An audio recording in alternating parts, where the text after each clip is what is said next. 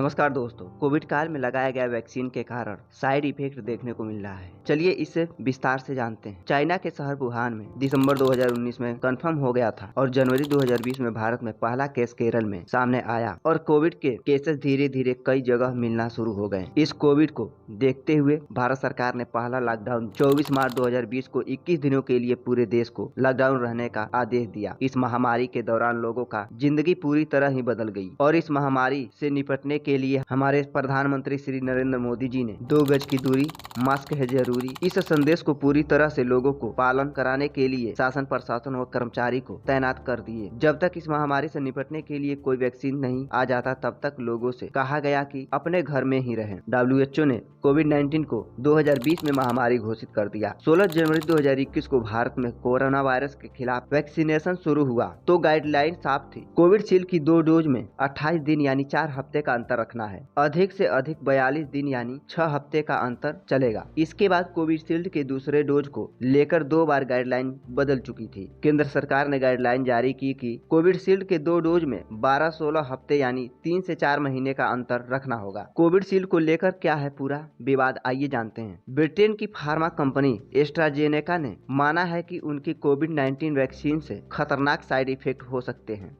हालांकि ऐसा बहुत रेयर मामलों में ही होगा। एस्ट्राजेनेका का जो फार्मूला था उसी से भारत में सीरम इंस्टीट्यूट ने कोविशील्ड नाम से वैक्सीन बनाई। ब्रिटिश मीडिया टेलीग्राफ की रिपोर्ट के मुताबिक एस्ट्राजेनेका पर आरोप है कि उसकी वैक्सीन से कई लोगों की मौत हो गई है, वहीं कई अन्य गंभीर बीमारियों का सामना करना पड़ा। कंपनी के खिलाफ हाईकोर्ट में 51 केस चल रहे हैं। पीड़ितों ने एस्ट्राजेनेका से करीब 1000 करोड़ का हर्जाना मांगा है। ब्रिटेन हाईकोर्ट में जमा किए गए दस्तावेज में कंपनी ने माना है कि उसकी कोरोना वैक्सीन से कुछ मामलों में थ्रोम्बोसिस थ्रोम्बोसाइटोपेनिया सिंड्रोम यानी TTS हो सकता है। इस बीमारी से शरीर में खून के थक्के जम जाते हैं और प्लेटलेट्स की संख्या गिर जाती है। अप्रैल 2021 में जेमी स्कॉट नाम के शख्स ने यह वैक्सीन लगवाई थी। इसके बाद उसकी हालत खराब हो गई। शरीर में खून के थक्के बनने का सीधा असर उनके दिमाग पर पड़ा। इसके अलावा स्कॉट के ब्रेन में इंटरनल ब्लीडिंग भी हुई। पिछले साल स्कॉट ने एस्ट्राजेनेका के खिलाफ शिकायत दर्ज कराई। मई 2023 में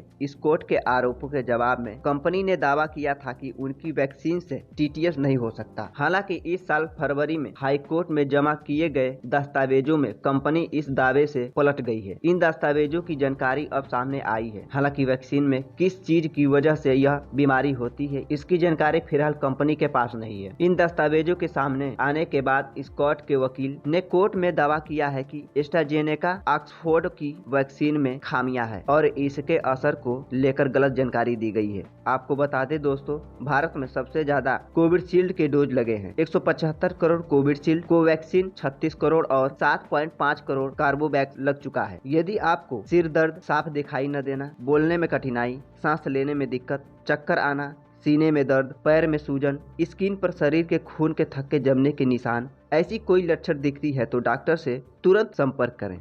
दोस्तों, जानकारी हेल्पफुल लगी हो तो इस वीडियो को शेयर करें और चैनल को सब्सक्राइब करें। मिलते हैं अगले वीडियो में, तब तक के लिए जय हिंद।